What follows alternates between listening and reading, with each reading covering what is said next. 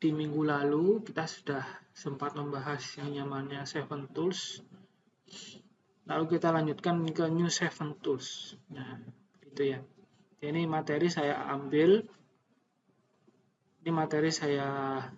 ambil dari workshop, begitu, materi workshop pembahasan mengenai new 7 tools. Di mana new 7 tools ini alat begitu ya yang bisa digunakan. Selain dari materi yang kita bahas mengenai pengendalian kualitas, new 7 tools ini bisa digunakan untuk suatu bentuk aktivitas pengambilan keputusan gitu ya. Suatu bentuk aktivitas pengambilan keputusan. Nah, kita ketahui juga bahwa saat kita mau mengambil suatu keputusan itu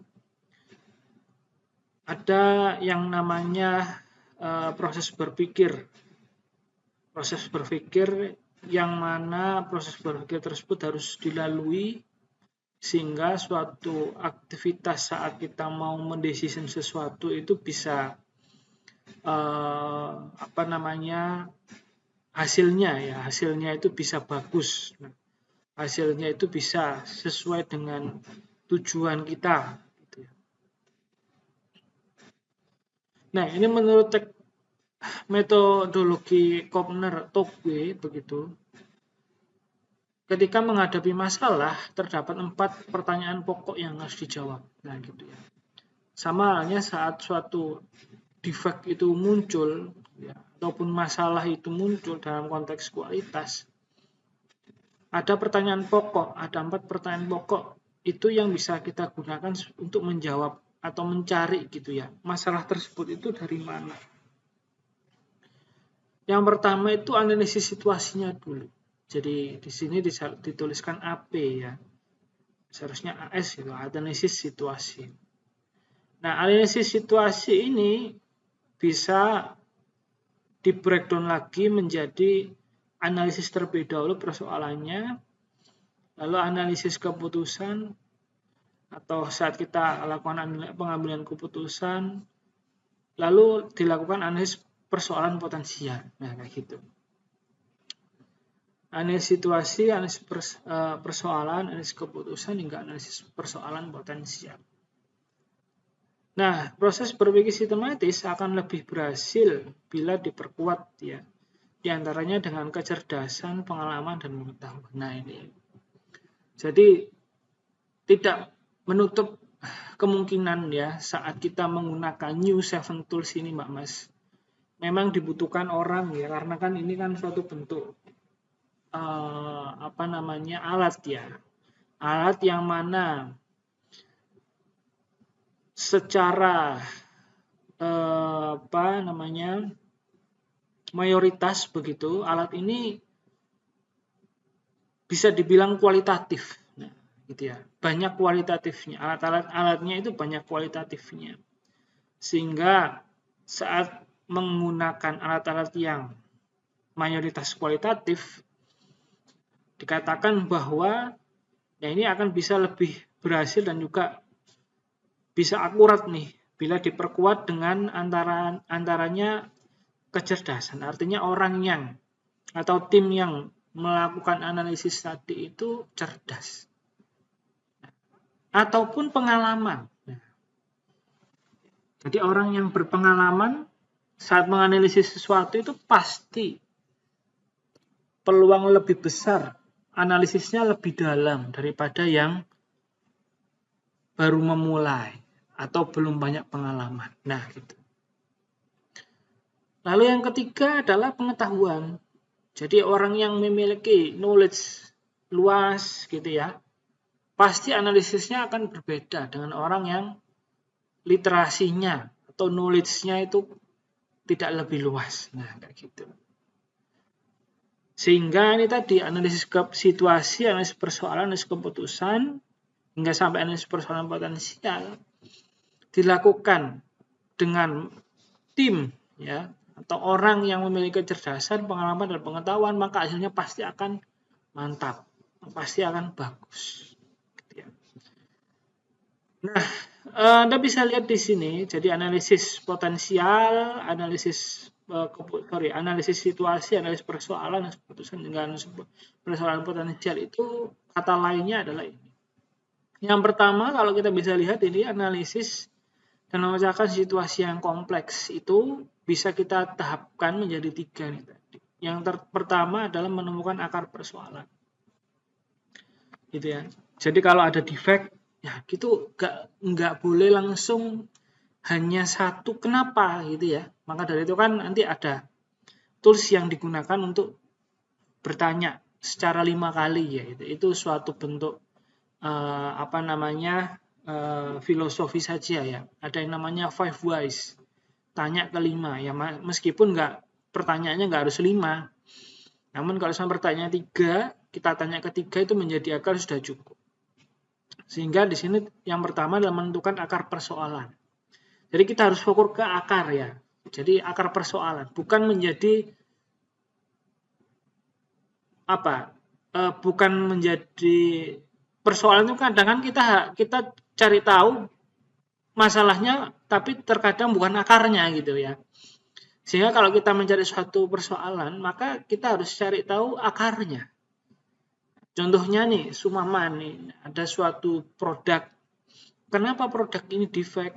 Kan tanyakan seperti itu kadang ya. Karena operatornya salah setting.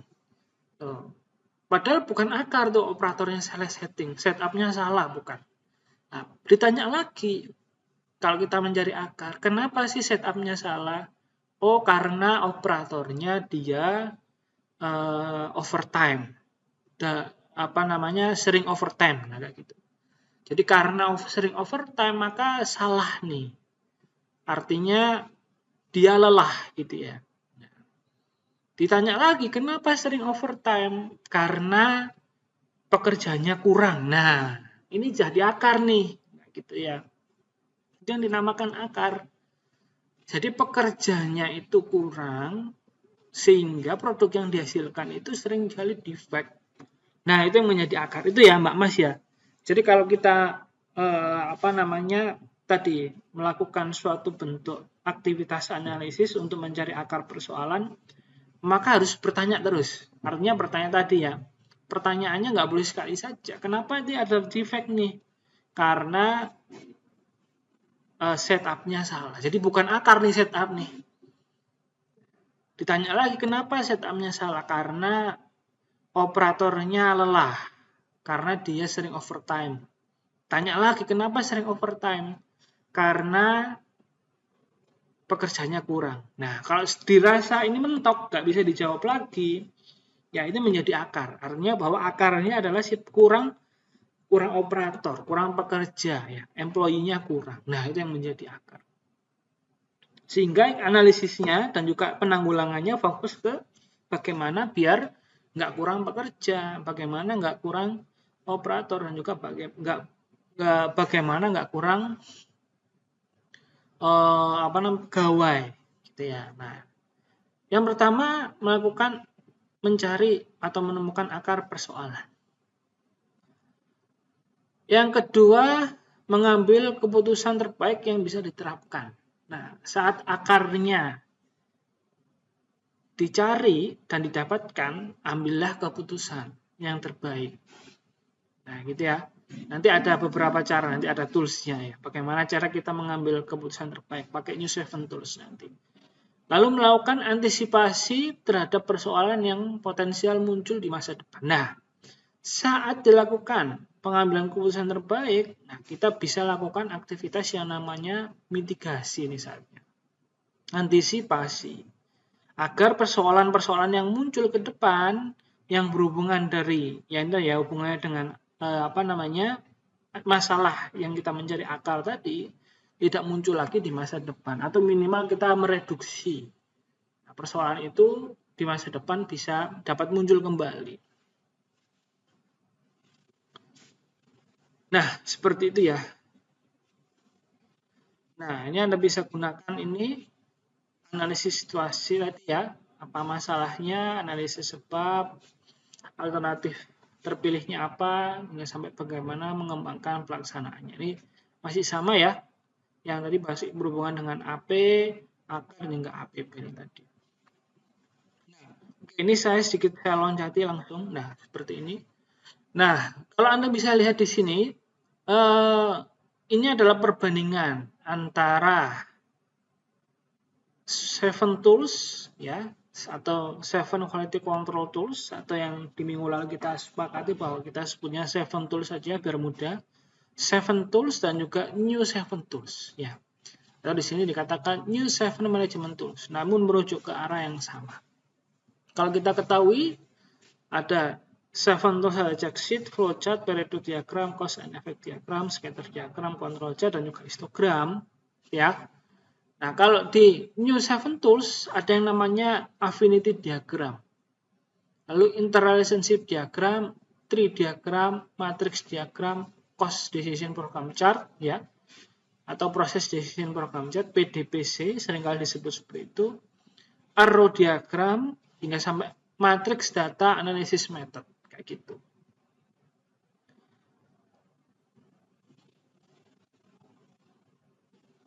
Nah, kalau Anda bisa lihat di sini, perbandingan antara 7 tools dan juga new 7 tuliskan bahwa digunakan sebagai alat pemecahan masalah yang sifatnya manajemen harian. Gitu ya. Berdasarkan data yang sudah ada dan bersifat kuantitatif. Nah, ini ya, dikatakan di sini mayoritas ya. Saya bilang mayoritas itu terkadang kuantitatif kalau pakai 7 tools. Nah, tools ini sangat efektif di tingkat shop floor, ya, di shop floor atau di lantai ya, di lantai produksi itu efektif. Dapat dikatakan 95% masalah dapat dipecahkan dengan tools ini. Dikatakan juga kalau tools ini kurang efektif untuk masalah manajemen yang bersifat strategis, ya, atau dengan kata lain jangka panjang. Strategis ke depan jangka panjang itu kurang efektif. Multi kompleks dan juga dinamis. Nah, jadi kalau semua kompleksnya banyak dan juga dinamis gitu ya, banyak pergantian-pergantian, ya kurang efektif. Dikatakan bahwa kalau 7 tools efektifnya di shop floor, di lantai produksi, dan juga operasional ya, sifatnya operasional. Nah, kalau seumpama new 7 tools dia strategis ya. Dikatakan sebagai alat perencanaan dan pemecahan masalah manajemen yang bersifat strategis. Nah, gitu ya, strategis atau jangka ke depan, jangka panjang atau masa depan, kayak gitu ya. Berdasarkan datanya kualitatif. Nah, gitu ya, saya bilang di awal tadi. Datanya kualitatif. Nah, sering disebut juga sebagai 7 Management and Planning Tools. Gitu ya. Nah, sering juga disebut dengan 7 Management and Planning Tools. Gitu. Nah, ini perbedaan antara 7 Tools dan juga New 7 Tools. Kalau 7 Tools, mayoritas dia kuantitatif ya, dan juga bersifat operasional sehingga dia efektif di shop floor. Jadi efektif dipakai di lantai produksi. Nah, sedangkan New 7 Tools dia sifatnya mayoritas kualitatif dan juga dia bersifat strategis ya, untuk perencanaan ke depan. Nah, gitu ya. Itu ada yang perbedaan. Ini maksud saya adalah perbedaan dan juga hal-hal yang harus diketahui tentang 7 Tools dan juga New 7 Tools. Nah, ini adalah mapping ya. Jadi kalau kita tadi di awal berpikir bagaimana melakukan analisis persoalan atau AP gitu ya, lalu analisis keputusan atau AK, hingga sampai analisis persoalan potensial ya atau APP. Kalau kita melakukan analisis persoalan, tadi kan kita analisis persoalan itu kan mencari akar ya, akar masalah gitu. Kita bisa menggunakan affinity diagram sama interrelationship diagram. Nah, gitu ya. Kalau affinity diagram dia intuitif atau kreatif. Tadi ya saya bilang kalau New 7 Tools ini banyak kualitatifnya. Maka dari itu di awal saat kualitatif itu sedang dijalankan, maka tim atau orang yang harus memiliki, ya kalau ingin hasilnya bagus, tim atau orang yang tadi dikatakan harus punya ini tadi, kecerdasan, pengalaman, dan juga pengetahuan. Agar hasilnya, analisisnya ya, hasil analisis dari aktivitas kita mencari suatu pengambilan keputusan ke depannya itu bagus. Ya. Saya lanjutkan. Pertama, di analisis persoalan ada affinity diagram dan juga interrelationship diagram. Lalu analisis keputusan. Kalau analisis keputusan, tadi apa? Kita mencari yang namanya suatu aktivitas pengambilan keputusan terbaik, gitu ya. Kita bisa menggunakan tree diagram, gitu ya. Lalu kita lanjutkan dengan matrix diagram atau prioritization matrix. Nah, gitu ya.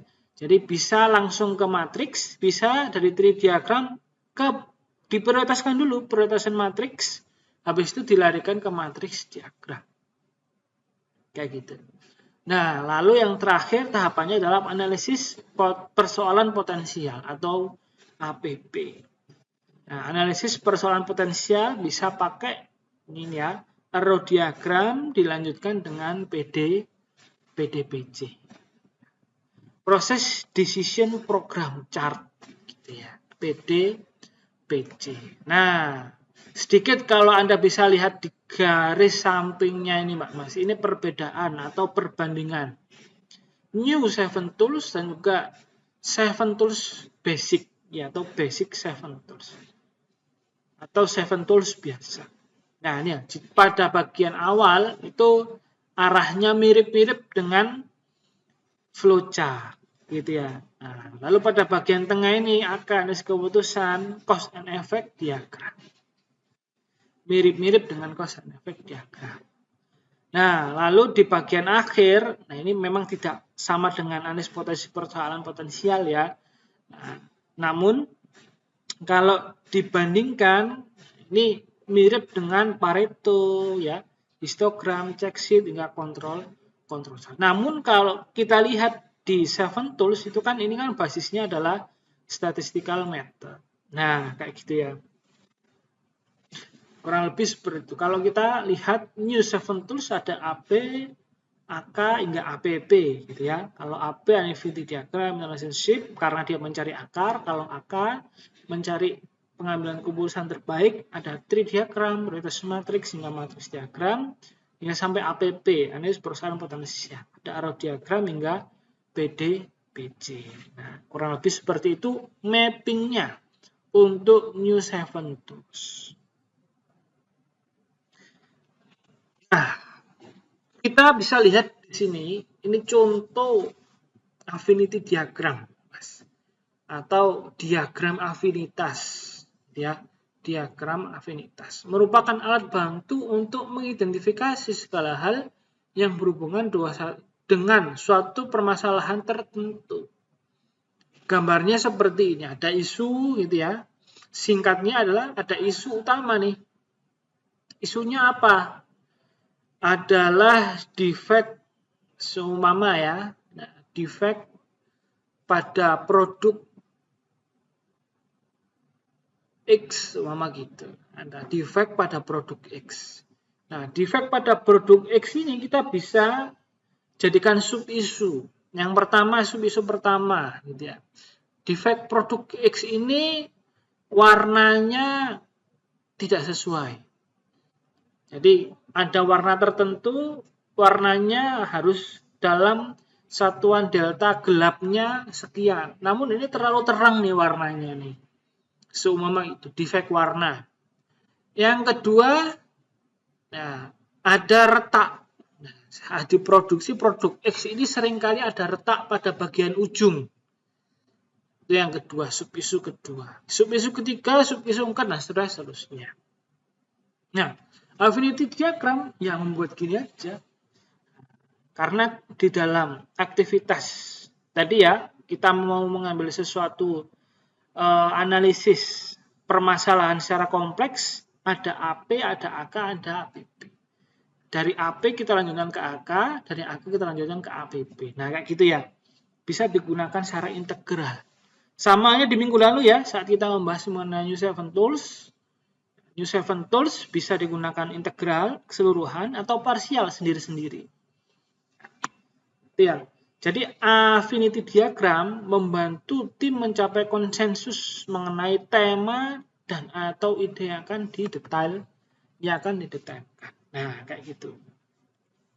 Gambarnya kurang lebih seperti ini affinity diagram. Nah, mari kita akan coba buat mulai dari affinity diagram hingga sampai proses decision program chart dengan contoh studi kasus kedai kopi gitu ya. Oke, ini kita sedikit bergeser agar kita lebih memahami cara kerja New 7 Tools secara integral untuk dapat mengatasi masalah gitu ya.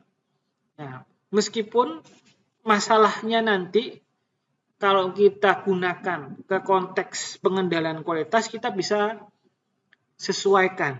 Nah, ini ada contoh kedai kopi meskipun ya saya bilang lagi meskipun ini contohnya sedikit bergeser dari pengendalian kualitas, namun saya rasa contoh ini pas untuk kita dapat menganalogikan bagaimana New 7 Tools itu bekerja secara integral. Mulai dari affinity diagram nantinya ya. Nah, mulai dari affinity diagram hingga sampai proses decision program. Kita akan lihat nantinya ya. Nah, sampai proses decision program itu nanti berjalan. Nah, nggak sampai arrow diagram nih, ini ya, PDPC dan juga arrow diagram di tahapan yang ketujuhnya. Oke, sebelum saya contohkan mengenai di kasus ya kedai kopi yang mengalami masalah ini, barangkali ada yang mau ditanyakan terlebih dahulu, boleh rekan-rekan. Ini ada contoh kasus seperti ini, Mbak Mas. Jadi bayangkan dari Anda sebagai pebisnis yang tidak terjun mendirikan kedai kopi. Nah, saya ulangi lagi atau saya disclaimer kembali. Nah, ini contoh ini mungkin saya bisa bilang agak bergeser dari pengendalian kualitas. Namun bisa digunakan sebagai media untuk memahami bagaimana cara kerja New 7 Tools gitu ya.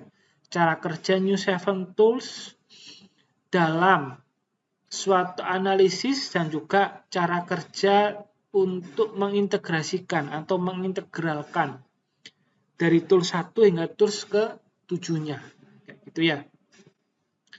Nah, contohnya seperti ini, Anda adalah seorang pecinta kopi yang harus memulai pagi dengan secangkir kopi panas dan tidak bisa hidup dengan tanpanya. Artinya bahwa ya harus ngopi nih ya. Kalau pagi terkadang ya menjadi kebutuhan itu ngopi, kadang seperti itu. Lalu melihat pasar peminat kopi yang begitu besar, termasuk di Indonesia, Anda bersama dengan seorang teman bermaksud mendirikan suatu kedai kopi yang walau kelasnya belum sebesar Starbucks, namun lebih bonafit dari warkop pinggir jalan. Contohnya seperti itu. Anda tidak ingin sekedar menjual kopi, namun juga memberikan layanan prima dan tempat nyaman bagi pengunjung kedai kopinya.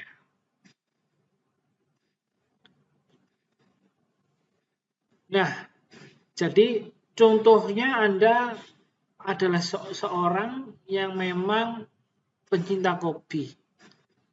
Lalu diceritakan Anda ingin buat kedai kopi nih. Bikin brand sendiri. Yang mana tidak sekedar buka warung kopi pinggir jalan. Jadi warung kopinya ada segmentasi tertentu dan juga memiliki citra yang bonafit. Nah, contohnya seperti itu. Singkat cerita, Anda mau bikin yang namanya kedai kopi Harman. Atau dengan kata lain, harum dan juga nyaman. Contohnya seperti itu. Nah, ada yang namanya visi dan juga misi dan juga nilai-nilai yang ada di dalam kopi Harman yang Anda buat. Yang pertama, menyediakan layanan minuman kopi dan variannya serta hidangan pendamping. Seumpama seperti itu. Visinya menjadi kedai kopi Bonafit dengan layanan prima dan jaringan layanan terluas seumpama di Jabodetabek ya hingga tahun tertentu. Misinya adalah ada 3 nih, senantiasa menciptakan lingkungan kehidupan sosial yang lebih baik melalui tempat kumpul berkualitas yang berunsur pelayanan sajian minuman kopi dan hidangan pendampingnya dalam rangka mewujudkan komunitas kehidupan masyarakat yang sehat dan kondusif.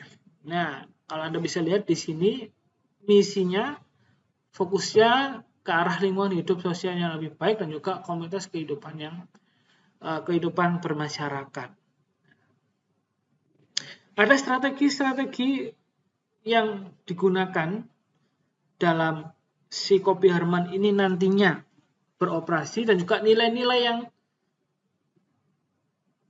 ditanamkan gitu ya, value dari si Kopi Harman ini. Ceritanya begitu.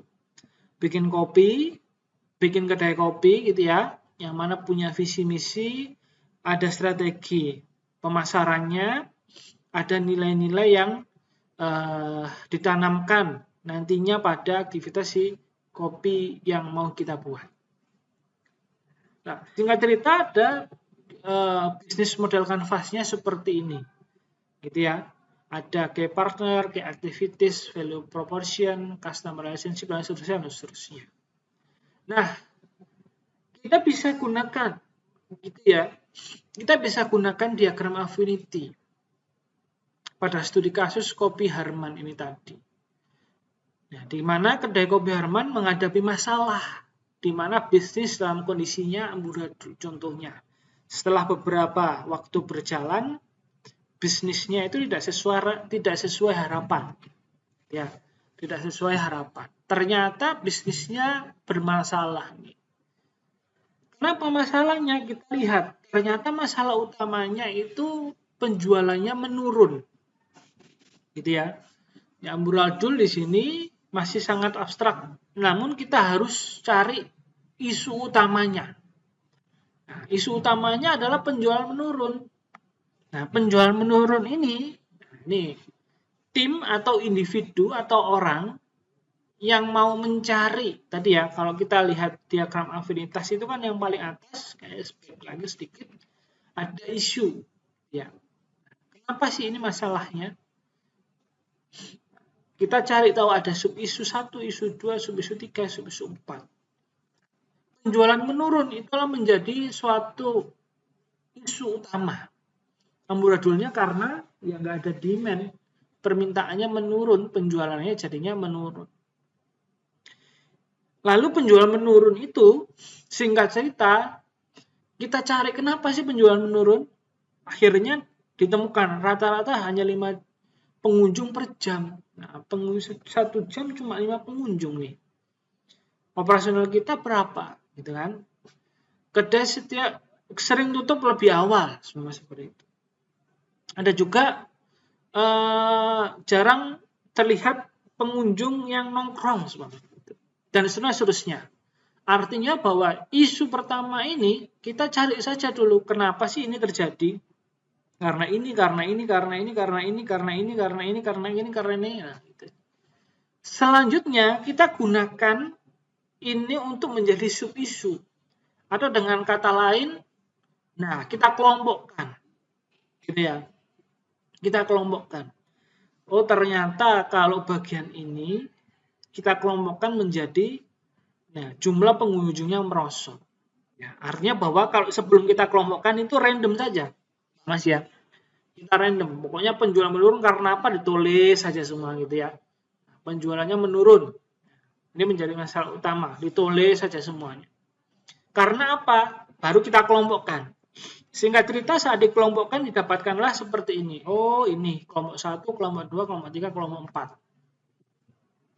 ternyata kelompok 1 itu kalau kita bisa lihat arahnya itu ke arah jumlah pengunjungnya merosot. Gitu ya. Nah, karena mulai dari antrian tidak terlihat panjang, kedai sering tutup, rata-rata hanya 5 pengunjung per jam, gitu ya. Jadi ini karena jumlah pengunjungnya merosot. Yang kedua karena, nah ini permasalahan supply atau supply gitu ya. Supply dari biji kopinya tersendat. Kalau kita lihat di sini kan arahnya ke arah penjualannya. Penjualan menu tehnya meningkat gitu ya. Pelayan sering meminta maaf karena kehabisan kopi. Stok kopi di gudang sedikit sekali. Dan seterusnya. Ini arahnya kita bisa kelompokkan menjadi supply biji kopi tersendat. Kalau ini kita bisa kelompokkan menjadi kompetitor makin agresif. Kalau ini kita bisa kelompokkan menjadi brand belum dikenal luas. Nah, sudah dapat satu yang namanya affinity diagram. Kuncinya adalah kita taruh dulu isu besarnya di bagian atas, lalu sub isunya ini kita bisa dapatkan dengan cara ini tadi ya. Dengan cara jangan dikelompokkan dulu. Isu pertamanya apa, lalu ini tuh dijawab karena apa? Karena apa sih? Karena ini, random saja. Karena apa? Pokok ditulis saja semuanya. Setelah ditulis semuanya, dikumpulkan jadi satu. Yang mirip-mirip dikelompokkan. Ini mirip dengan ini. Oke, ini arahnya berarti brand belum dikenal luas. Ini mirip dengan ini, mirip dengan ini. Ini arahnya menjadi kompetitor makin agresif. Ini dengan ini, dengan ini, dengan ini. Ini arahnya menjadi jumlah pengunjungnya merosot. Nah, dapatlah affinity diagram. Nah, setelah affinity diagram, langkah-langkahnya aja bisa lihat secara mandiri ya. Setelah affinity diagram, yang kedua adalah interrelationship diagram. Nah, interrelationship diagram merupakan alat bantu untuk mengidentifikasi dan memahami hubungan kausalitas. Ya, hubungan kausalitas dari beragam gagasan. Jadi digunakan, jadi ide atau interrelationship diagram ini membantu mengidentifikasi isu terpenting yang perlu difokuskan, dicari solusinya. Gitu ya. Kalau kita bisa lihat di sini, nah nanti ini kan ada kotak-kotak gitu ya. Nah, kotak-kotaknya itu akan kita cari nantinya. Dan juga kita arahkan, ini hubungannya dengan mana. Ini mempengaruhi mana. Nah, kayak gitu ya. Ini berdampak ke mana dan juga ini mempengaruhi ke mana. Sehingga nantinya analisisnya adalah saat jalur atau panahnya itu mengarah ke kotak yang paling banyak, nah itu menjadi suatu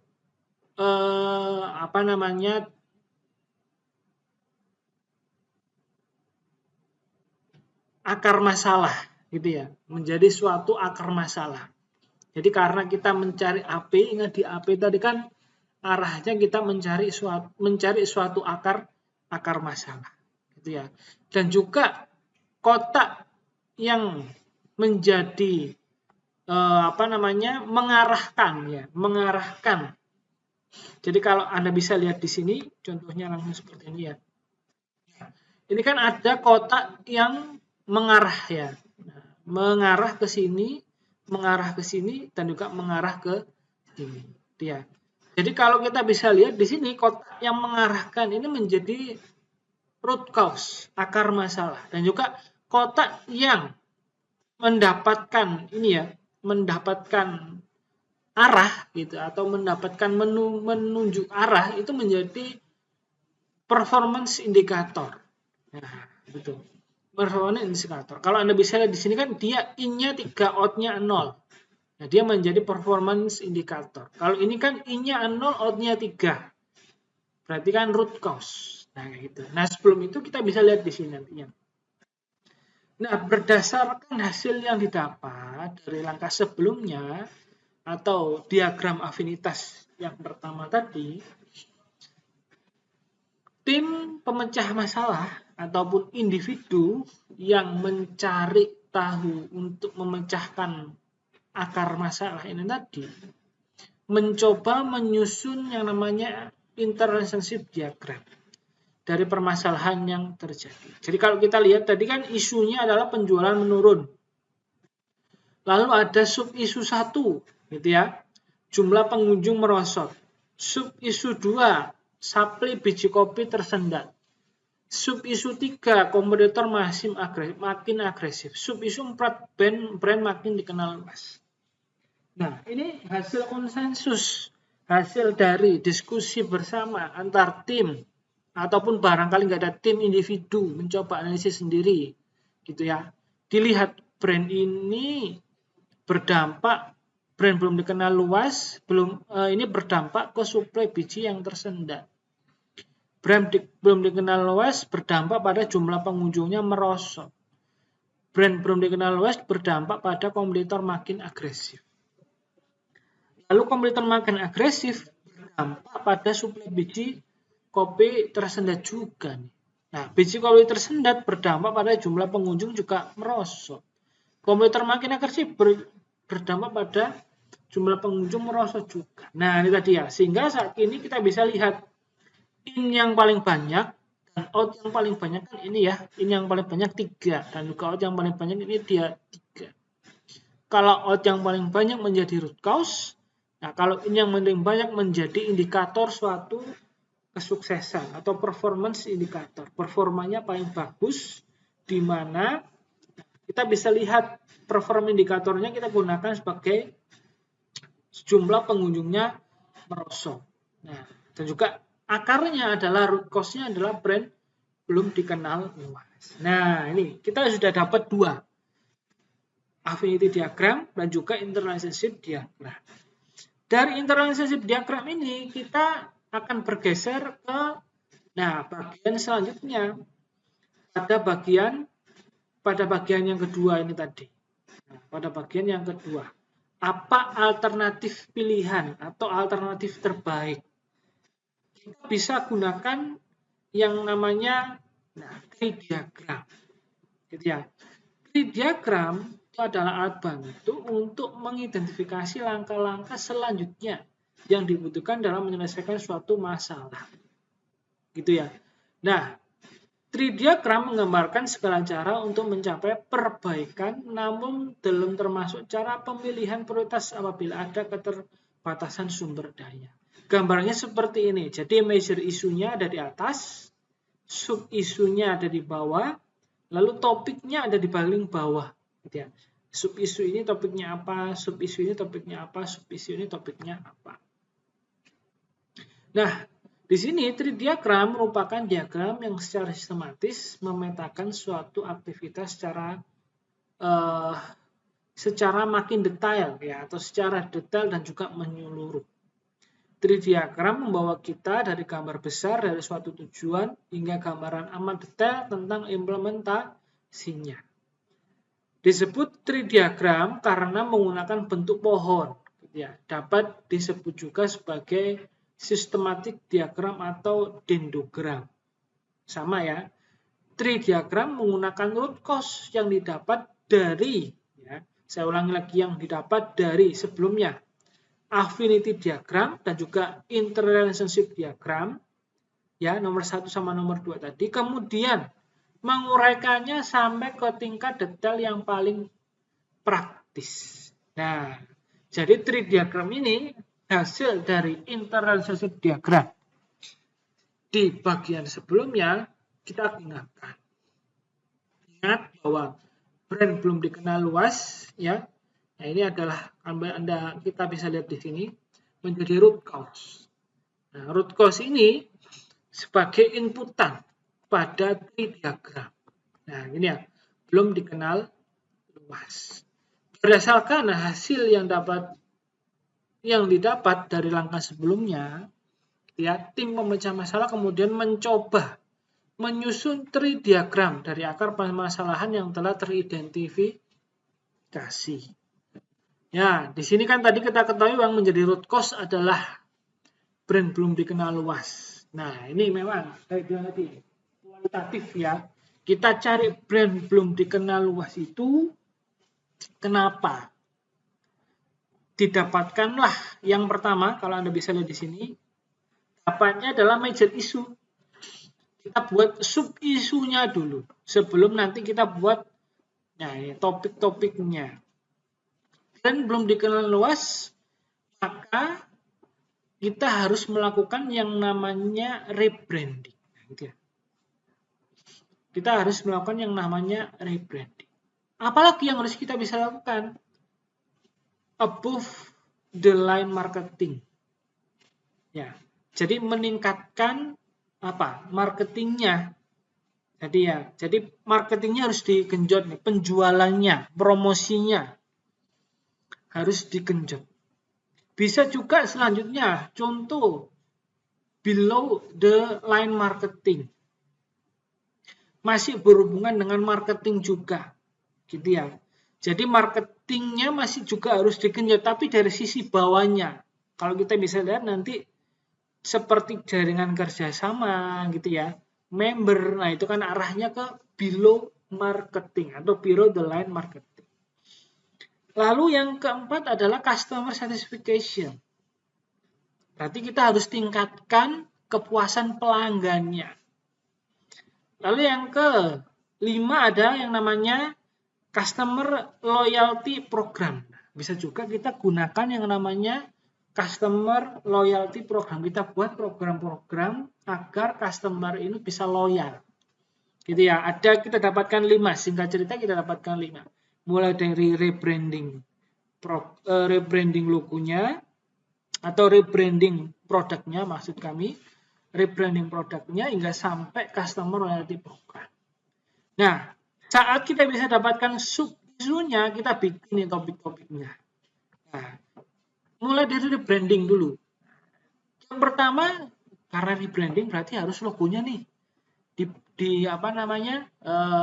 diubah. Contoh, desain ulang logo dan identitas kedai kopi. Yang ketiga, karena rebranding ya harus tampilannya beda nih nanti tempatnya. Berarti layout supaya sejalan dengan identitas baru umpama gitu. Lalu redefinisi ulang menu makanan, gitu ya. Bagian marketingnya above, atas marketing ya, above the line marketing. Promosi lewat medsos, itu. Promosi melalui radio swasta, semua seperti itu. Promosi melalui pamflet-pamflet dan juga banner, semua seperti itu. Below line marketingnya, jalan kerjasama dengan kantor-kantor. Jalan kerjasama dengan, klub hobi ataupun klub arisan. Gitu. Perkenalkan program, member get member. Ini contohnya saja. Lalu customer satisfaction, gimana cara kita meningkatkan kepuasan pelanggan? Lakukan survei kepuasan pelanggan. Beri penghargaan lebih kepada karyawan untuk setiap pelanggan yang puas. Nah, contohnya seperti itu caranya. Lalu customer loyalty program. Perkenalkan program poin dan juga reward. Contohnya, beli voucher untuk digunakan pada kunjungan berikutnya. Ya, contohnya seperti itu. Jadilah yang namanya tree diagram. Gitu ya. Tree diagram, isu utamanya di sini. Lalu pada bagian ini adalah bagian sub-isunya. Pada bagian ini adalah topik-topiknya. Jadi ini kan akar masalah tadi ya. Kalau kita bisa lihat didapatkan dari internal relationship diagram. Nah, akar masalah ini kita gunakan bagaimana cara agar akar masalah ini bisa teratasi. Yang pertama, rebranding, marketing, customer satisfaction, customer program. Bagaimana cara membuat rebranding? Nah, gunakan ini, gunakan itu. Bagaimana membuat aktivitas yang berhubungan dengan marketing? Gunakan ini, gunakan itu, gitu ya. Lalu, bagaimana untuk customer satisfaction? Gunakan ini, gunakan itu, gitu ya. Customer loyalty program, bagaimana caranya? Gunakan ini, gunakan itu. Nah, jadilah yang namanya tree diagram.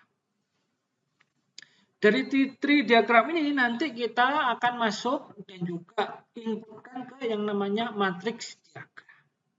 Nah, sebelum ke matriks diagram, ada yang ditanyakan terlebih dahulu, saya persilakan. Baik, selanjutnya matriks diagram. Ya, jadi saat kita sudah dapatkan tree diagramnya tadi, bagaimana cara ini. Nah, ini kita gunakan nantinya. Ini ya pada bagian topik-topiknya ini ya. Pada bagian topik-topiknya ini kita gunakan sebagai input nantinya ya untuk aktivitas tools yang lainnya. Namun kita terlebih dahulu ke matriks diagram. Matriks diagram merupakan alat bantu untuk menunjukkan keterhubungan ya, keterhubungan antara gagasan, opini ataupun isu. Matriks diagram mirip dengan konsep quality function deployment. Mungkin yang saat ini sudah mengambil mata kuliah atau sedang mengambil mata kuliah perancangan produk, mungkin ya. Nah, itu ada yang namanya quality function deployment. Nah, ini mirip-mirip nih. Ada bagian sumbu Y-nya, gitu ya. Ada bagian sumbu Y dan juga sumbu X-nya. Jadi pada bagian sumbu X dan juga sumbu Y-nya itu kita akan hubungkan ini, hubungannya kuat nih dengan ini. Ini tidak ada hubungan ya, berarti kosong. Nah, ini hubungannya lemah nih dengan ini. Nah, ini kita kasih nilai atau kita kasih tanda seperti ini. Nah, ini mirip. Nah, termasuk simbol-simbol yang digunakan, gitu ya, tampilan dan juga tata letak serta penggunaannya. Nah, artinya kita tinggal hubungkan dan juga kita nilai. Nah, itu matriks diagram ya.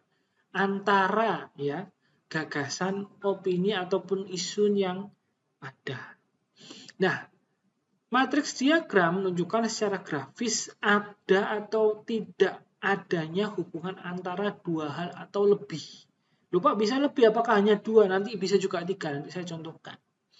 Seberapa kuat hubungannya, jadi ada hubungan atau tidak, seberapa kuat hubungannya, lalu bagaimana arah hubungannya, mana mempengaruhi mana, nah gitu ya. Alat bantu ini dapat digunakan untuk membandingkan sejumlah informasi seperti karakteristik, fungsi, dan juga tugas. Nah, ini contohnya bila hubungannya itu lebih dari dua. Nah, jadi yang umum kan seperti ini ya, kalau bisa lihat L matrix, gitu ya. 1A, 1B, 1C dibandingkan dengan 2A, 2B, 2C. Nah, kayak gitu ya. Bisa juga lebih dari satu. Nah, ini 1, 2, 3. Jadi ada 1A, 1B, 1C dibandingkan dengan 2A, 2B, 2C dibandingkan dengan 3. 3A, 3B, 3C. Seharusnya gitu ya ini ya. Nah, kayak gitu. Jadi bisa seperti itu. Bisa juga sampai Y matrix. Nah, kalau Y matrix berarti kan hubungannya ini dengan ini dibandingkan di sini. 1 dengan 3 dibandingkan di sini gitu ya. Lalu ada juga 2 dengan 3 dibandingkan di sini. Nah, bentuknya seperti Y matrix ataupun X matrix. Jadi kalau X matrix mana semuanya ya? Ini dibandingkan dengan ini dibandingkan dengan ini dibandingkan dengan ini dibandingkan dengan bisa juga X matrix. Nah, di sini langkah-langkahnya atau simbolnya adalah strong relationship seperti ini, disimbolkan seperti ini, bulat, ada bulat lagi di tengah, gitu ya. Itu strong relationship. Seringkali kalau strong relationship kita gunakan nilainya 9. Ada juga hubungannya sedang, ya. Some relationship, jadi ya udah bulat tanpa ada lubang, gitu ya. Jadi bulat penuh. Lalu ada juga weak relationship, hubungannya lemah, pakainya segitiga. Kalau nggak ada hubungan Pak, berarti nggak usah diisi. Nah, seperti ini. Artinya dia tidak perlu ada tandanya. Jadi kalau tidak ada hubungan, tidak perlu ada tandanya. Nah, hubungan positif atau negatif menggunakan tanda plus atau minus di samping simbol kekuatan. Bisa juga kalau seumpamanya ada arahnya nih, hubungannya plus ataukah minus. Bisa juga ditambahkan informasi arah di samping simbol kekuatan, di samping simbolnya gitu ya, dituliskan plus atau minusnya.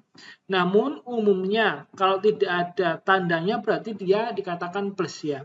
Jadi seperti ini gitu ya. Jadi A1 dengan 1A dengan 2A. Nah, ini kan lemah. Nah, gitu aja. Lalu A1A dengan 2B. Nah, ini kan sedang. Ini artinya bahwa plus saja. Karena dia tidak ada simbol ataupun tanda plus atau minusnya. Nah, contohnya di sini tadi kita kembali ke kedai kopi Harman. Jadi berdasar hasil yang didapat dari langkah sebelumnya, tim pemecah masalah kemudian mencoba menyusun matriks diagram. Nah, matriks diagram yang disusun bertujuan untuk mengidentifikasi kriteria apa saja yang dianggap penting oleh masing-masing anggota tim. Jadi ada anggota timnya nih ceritanya, ada Iwan, Firda, Greg, Billy, dan juga Dan. Si Firda, Greg, Billy, dan juga kasusnya ini, teman-temannya ini, punya beberapa kriteria. Ada yang namanya kriteria jelas, dapat diterapkan, realistis hingga waktu singkat.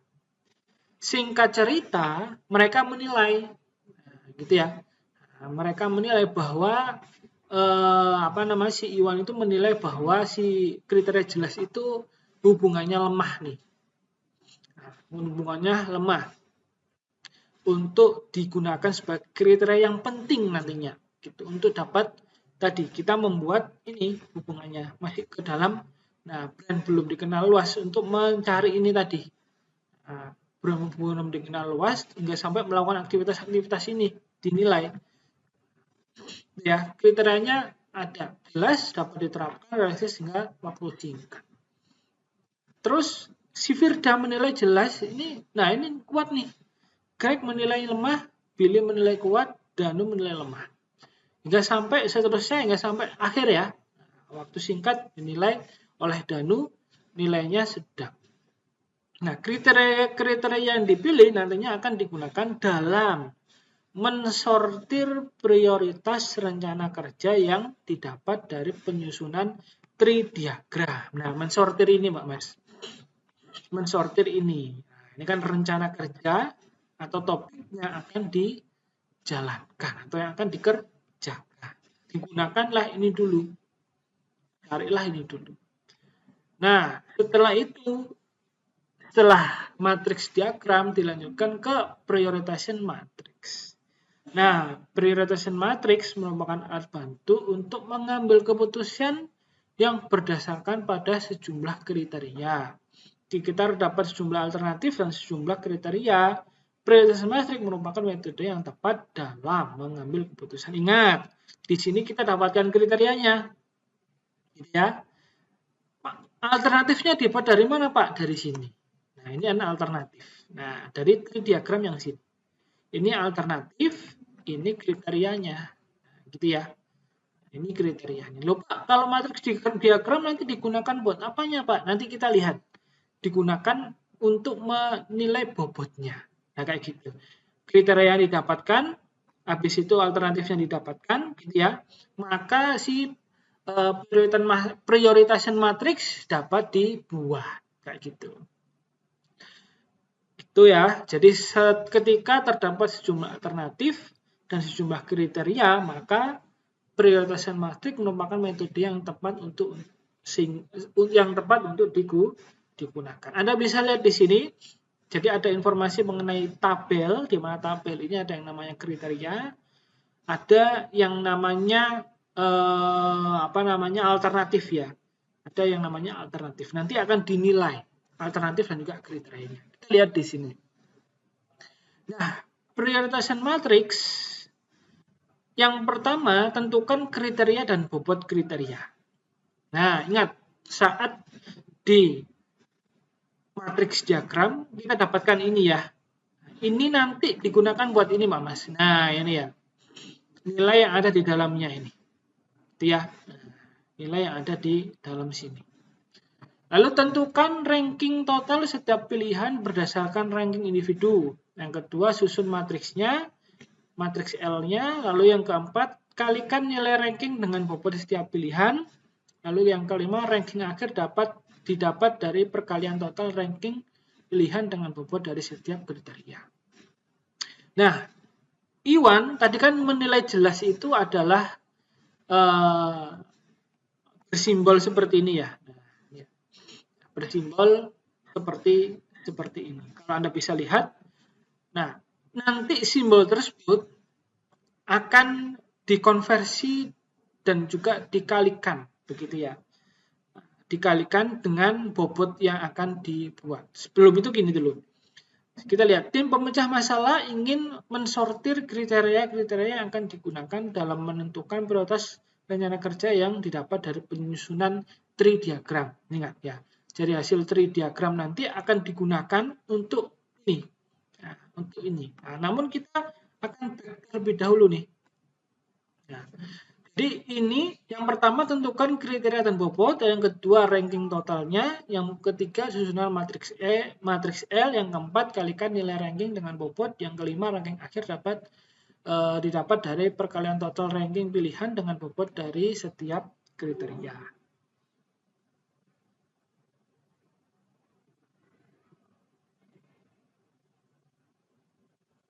Nah, kita lihat di sini. Kita akan buat yang namanya ranking terlebih dahulu. Nah, Iwan gitu ya.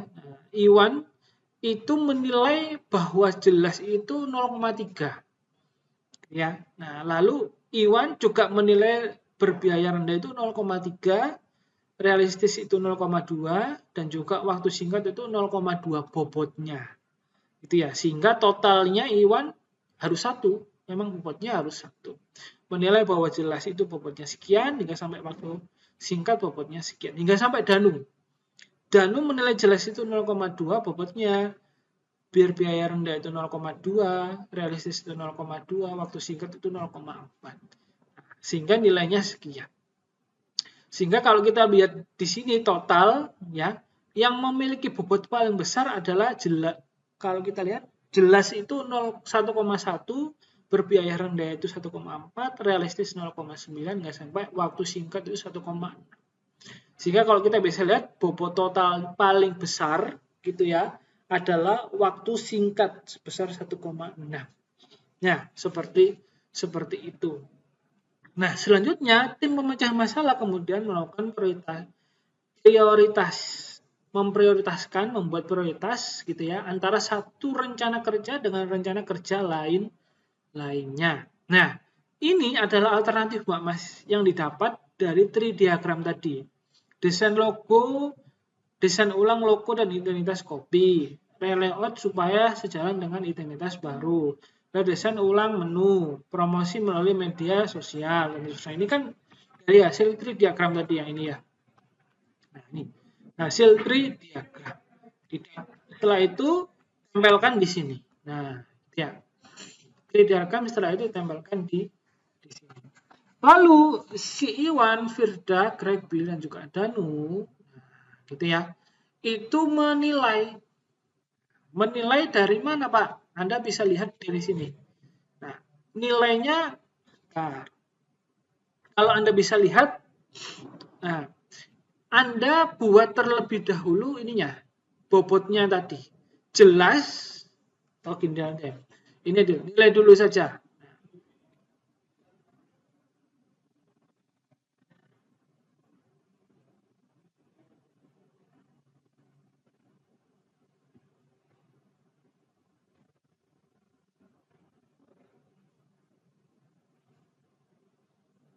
Oke. Nah, Anda lihat di sini terlebih dahulu. Kalau Anda pertama, nilai Iwan menilai bahwa desain ulang logo dan identitas kopi nilainya 1. Ya. Firda menilai bahwa ini nilainya 13. Greg menilai 8. Nah, ini bebas gitu ya. Namun batas atas batas bawahnya harus sama. Ya. Contoh kalau seumpama nih 1 sampai 100 ya sudah, berarti timnya dari Iwan, Firda, Greg, Billy dan juga Danu menilainya 1 sampai 100. Ataupun 1 sampai 10, berarti si Iwan, Firda, Greg, Billy dan juga Danu menilai dari 1 sampai 10. Nah, harus sama. Nah, yang dilakukan di prioritas masing ini adalah Iwan ini menilai dulu logo. Desain ulang logo nilainya 1 nih. Firda menilai nilainya 13. Greg menilai nilainya 8. Billy menilai nilainya 7. Danu menilai nilainya adalah 9. Nah, kayak gitu ya. Setelah itu ditotal. Nah, totalnya berapa nih? Desain ulang logo dan identitas kedai kopi. Totalnya adalah 38. hingga sampai semua menilai sampai alternatif ke 13. Beli voucher untuk digunakan pada kunjungan berikutnya. Nilainya totalnya 33. Nah, ini di ranking Pak Mas. Nah, ternyata ranking pertama adalah di sini. Nah, ranking pertama adalah 26. Ini artinya ranking ini artinya semakin besar semakin bagus ya. Jadi karena ring di sini nanti akan kita kalikan dengan bobot, maka maksudnya yang satu itu kan bukan berarti yang paling besar. Artinya bahwa yang satu, nilai satu di sini adalah yang paling kecil. Gitu ya. Jadi terkecilnya adalah 26, gitu ya. Terkecil nomor 2-nya adalah 27 hingga sampai paling besar nomor 13 itu adalah 46. Nah, ring ini kita gunakan, kita kalikan dengan bobot. Jadi kan ini kan sudah kita dapatkan ringnya ya. Anda bisa lihat di sini 8, 10, 1, 3 hingga sampai 6 didapatkanlah. Nah, ini ya 8, 10, 1 sampai 6 dikalikan dengan bobot. Nah, ini ya. Jadi bobotnya dari mana Pak? Bobotnya dari sini. Nah, Anda bisa lihat di sini tadi bobotnya. Kan ini 1,1, 1,4 ya. Nah, ini ya, totalnya di sini. Bobotnya ada di sini. Jelas itu 1,1. Berbiaya rendah 1,4. Realistis 0,9. Waktu singkat 1,6. Nah, dikalikan bobot jelas 1,1. Berbiaya rendah 1,4. Realistis 0,9. Waktu singkat 1,6. Bobotnya ini. Jadi 8 dikali dengan 1,1 nilainya adalah 8,8. 8 dikali dengan 4 nilainya adalah 11,2 dan seterusnya. Dan seterusnya gitu. Dikalikan. Jadi nilai ranking pilihan dikalikan dengan bobot yang ada di sini. Ya. Lalu di total. Nah, alternatifnya lalu di total. Jadi 8,8 ditambah dengan 11,2 ditambah dengan 7 gitu ya, ditambah dengan 12, totalnya adalah 40. Dan juga semuanya dijumlahkan. Ya. Didapatkanlah di sini. Nah, baru ranking kriteria dikalikan dengan pilihan. Disinilah kita bisa lihat. Nah, ranking ini sama dengan yang tadi, menunjukkan terkecil hingga terbesar. Terkecilnya adalah 5, ya, 1. Terkecil nomor 2-nya adalah 10 hingga sampai terbesarnya adalah 65. Nah, ini dia. Kita bisa lihat di sini paling besar itu adalah 65. 65 ini adalah produk pamflet untuk dibagi dan juga banner untuk dipajang. Nah, ini nanti yang akan kita gunakan untuk melanjutkan ke tools yang ke-6. Nah, hasil ini tadi ya. Hasil ini nanti kita gunakan untuk melanjutkan ke tools yang ke-6. Nah, tools yang ke-6 ini dan juga ke-7 mulai mengarah ke bagaimana mengamankan atau saat kita mencari suatu akar masalah, kita lanjutkan untuk mengambil keputusan terbaik.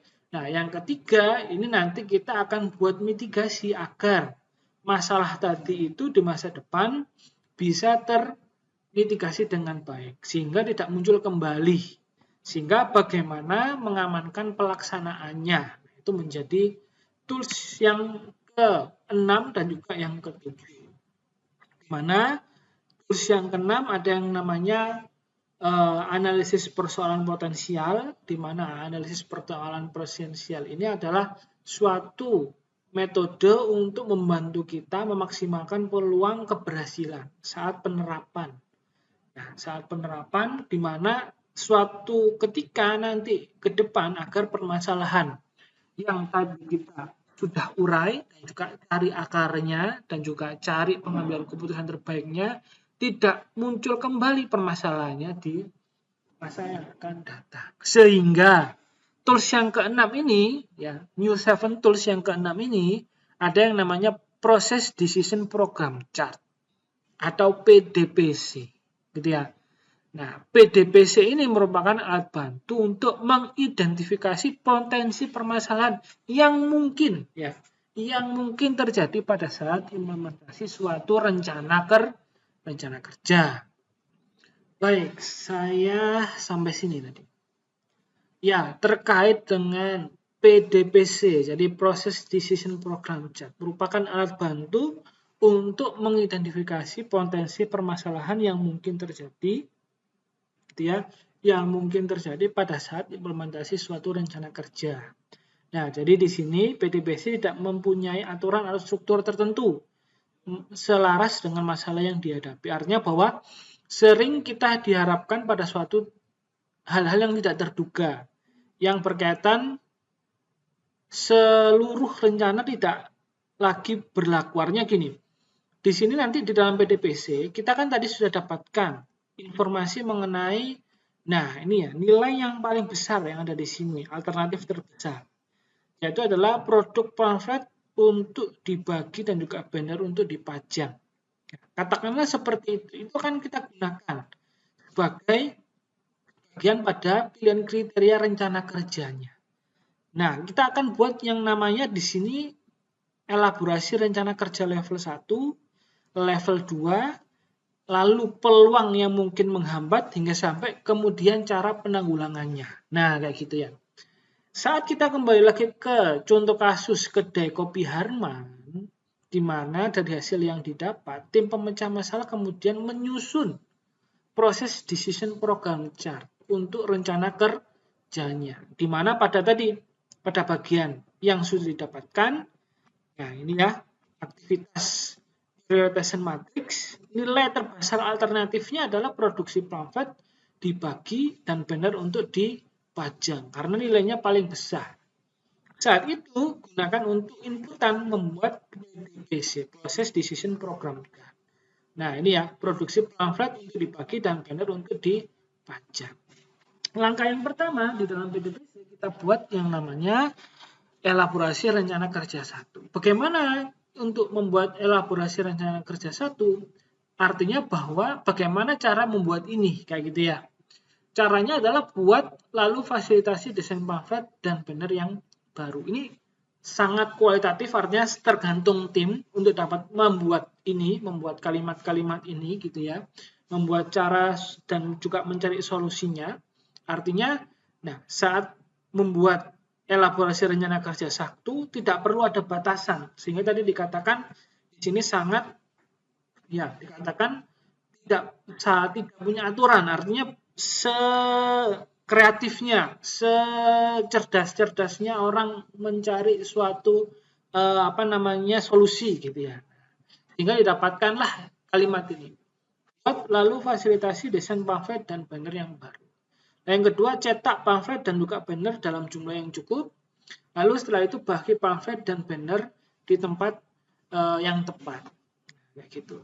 Lalu ada selanjutnya masih kita perlu lakukan yang namanya elaborasi rencana kerja level 2. Nah, rencana kerja level 2 ini adalah aktivitas lanjutan dari rencana kerja level 1. Mana sih yang mungkin bisa dikembangkan lagi? Contoh buat pamflet ini, berarti kan kalau kita buat cari desainer dong. Nah, cari desainer grafis yang freelance gitu ya. Lalu buat desain dan juga banner awal pamfletnya. Lalu finalisasi dengan CEO, semua seperti itu. Lalu yang bagian ini juga mungkin bisa dikembangkan lagi untuk menjadi rencana kerja level 2. Yang pada bagian cetak pamflet dan juga banner dalam jumlah yang cukup, bisa dielaborasi lagi menjadi print make-up dan pamflet bannernya. Lalu produksi pamflet dan banner sesuai dengan kebutuhan. Semua seperti itu. Nah, setelah didapatkan elaborasi rencana kerja level 2, kita cari peluang-peluang penghambat nantinya. Kira-kira saat dilakukan ini peluang menghambatnya apa sih? Ternyata saat cari desainer grafis yang freelance, nah ini peluang menghambatnya itu desainer grafis rekanan sedang full okupansinya. Jadi full load gitu ya. Jadi dia nggak bakal terima seumpama.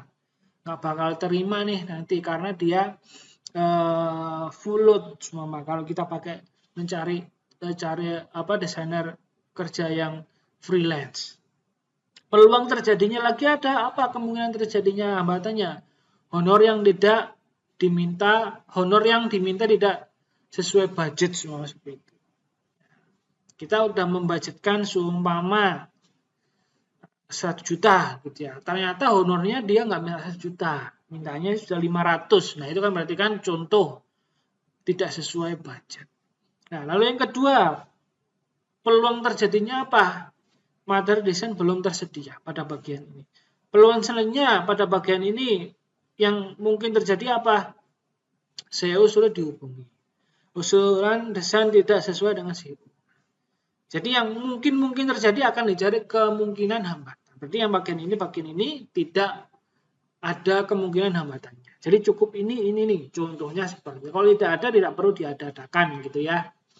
Nah, lalu selanjutnya saat kemungkinan hambatan didapatkan, maka kita bisa melakukan kemungkinan cara penanggulangannya. Gitu ya. Ini mungkin terjadi, maka cara penanggulangannya gimana sih? Jangan lihat yang kanan dulu ya, lihat yang ini dulu. Kemungkinan cara penanggulangan. Yang pertama, kirim lowongan melalui MyList ataupun media sosial, seumpama. Utilitas karyawan internal, artinya gunakan karyawan internal atau karyawan sendiri untuk mendesain. Honor yang tidak diminati atau tidak sesuai budget, penanggulangannya gimana? Beri tawaran honor lebih seumpama. Materi desain belum tersedia, cara penanggulangannya gimana? Minta divisi terkait untuk segera menyelesaikan. Nah, dan seterusnya. Setelah kemungkinan cara penanggulangan ini didapatkan semua, jangan dibatasi dulu ya, disemuakan, semua yang mungkin bisa dibuat, maka kita akan buat atau kita akan cari pada bagian-bagian ini mana yang available, mana yang visible maksud saya. Ternyata pada bagian antara kirim lowongan ke MyList ataupun tweet media sosial dibandingkan dengan kita pakai karyawan sendiri, yang visible itu ya kita yang memungkinkan adalah kita kirim lowongan melalui email dan juga kita kirimkan lowongan melalui media sosial, sebarkannya melalui media sosial. Jadi kita bulati yang hijau yang atas, tapi yang bawah kita X karena nggak memungkinkan. Beri tawaran honor lebih memungkinkan. Minta divisi terkait segera menyerahkan memungkinkan. Kosongan slot untuk mereka memungkinkan. Kirim email notifikasi dengan, nah ini gak memungkinkan. Nah kayak gitu. Sehingga yang memungkinkan kita beri tanda hijau bulat, yang tidak memungkinkan kita beri tanda X merah. Jadilah yang namanya proses decision program.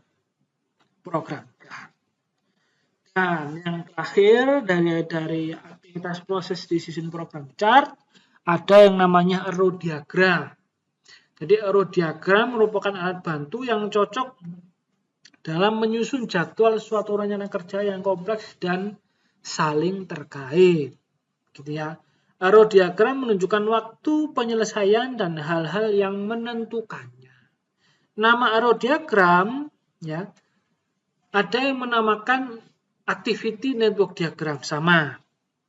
Nama lainnya AND ini tadi, activity network diagram, sama dengan arrow diagram. Ada juga yang menamakan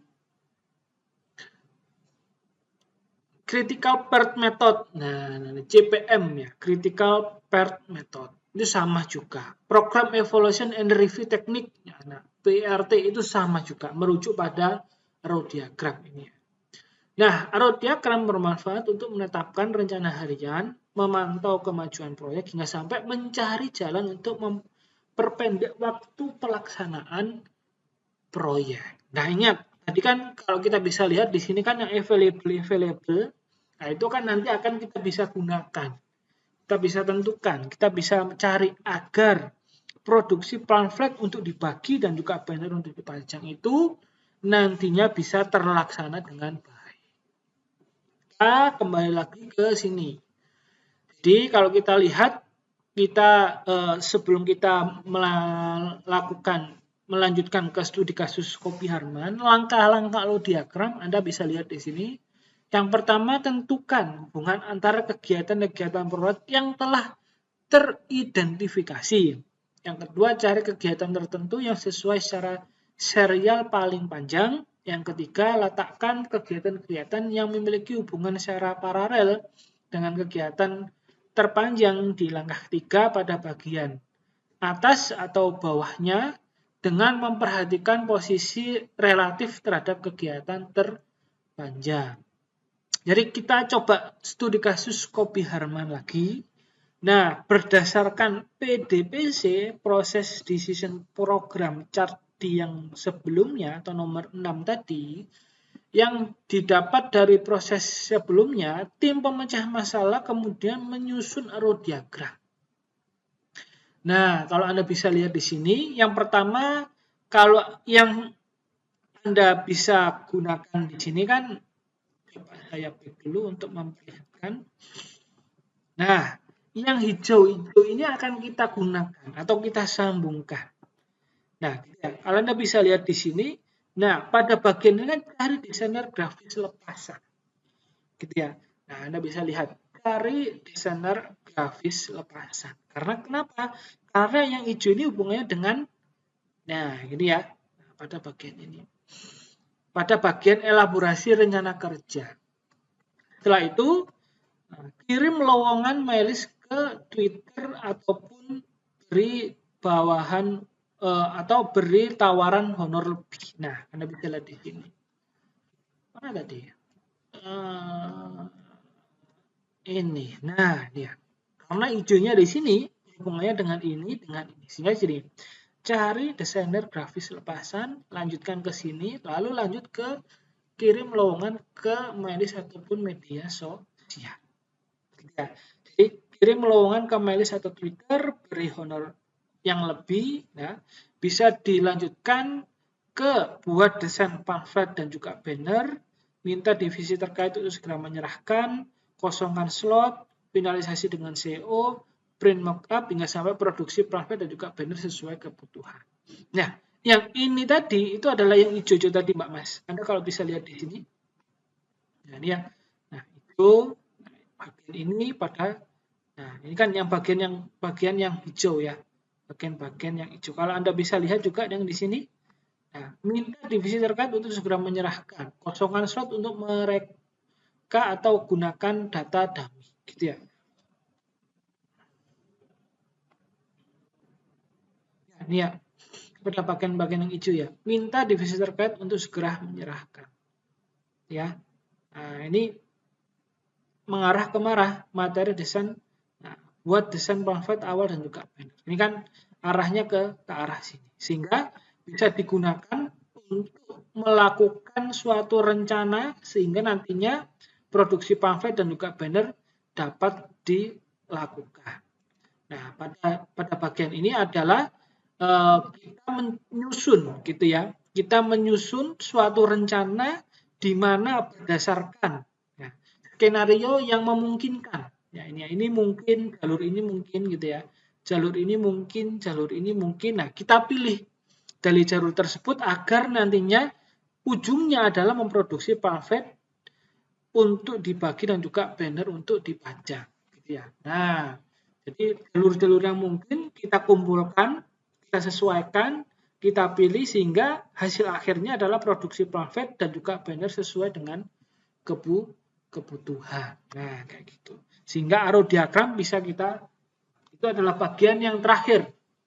Yang mana semakin mengerucut ya Mbak Mas, kalau Anda bisa lihat mulai dari tahapan yang pertama, affinity diagram, interrelationship diagram, hingga seterusnya, hingga sampai row diagram. Jadi pada bagian awal yang sangat luas, mengerucut hingga sampai kita buat mencari akar, mencari pengambilan keputusan terbaik, hingga sampai melakukan aktivitas yang mana mengakomodir peluang-peluang terjadinya hambatan, sehingga aktivitas tersebut kita akan pilih sehingga kedepannya hambatan-hambatan bisa kita reduksi.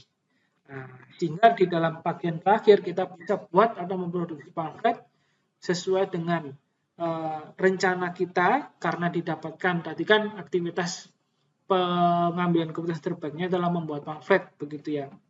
Yang mana membuat pamflet ini dengan menggunakan arrow diagram kita secara langsung menanggulangi peluang-peluang terjadinya hambatan yang ada pada bagian TBC, dan juga kita buat rencananya dengan arrow diagram.